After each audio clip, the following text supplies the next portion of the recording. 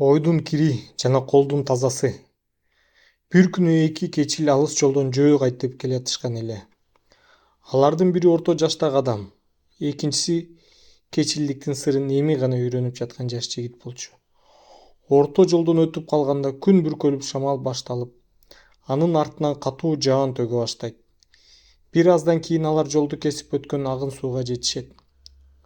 Катуу жаандан улам тез эле суу көбөйүп, өтүүгө оордук жаралып калыптыр. Алар келген учурда аркы өзгө өтө албай, суу болуп үшүгөн арык чыгай келин айласын таппай туруптур. Жаш жигит аял затын байкаар замат башын тескери жака буруп ары басат. Ал эми улуураак кечил болсо жардам берейин деп келинин жадына барып, аны көтөрүп алып суунун аркы жээгине өткөрүп коет. Экөөнүн артынан сууну кечип жаш кечил да өтөт. Ошону менен эки кечил төгүп жаткан жаан алдында жолдордун улантып үн катпастан коноор жерине жетишет.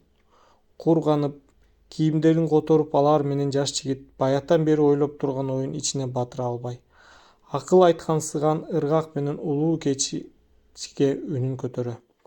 Жанагы келинди көтөрүп суудан өткөрүүгө кантип сиздин дитиңиз барды? Эмне үчүн ага колуңузду тийгиздиңиз? Сиз жараткан алдында күнөө кылбайм деп сөз берген кечилсиз да. Бул кылыгыңызды кантип түшүндүрө аласыз? Айтыңызчы, деп безилдейт. Жигиттин бул суроолорун камарабай уккан кечил аны карап: мен болгон аны көтөрүп аркы өзгө өткөздүм да, ошол жерге калтырып койдум. Сен ал келинди дагы эле өз оюңда көтөрүп жүргөнүң кызык экен, деп жооп берет.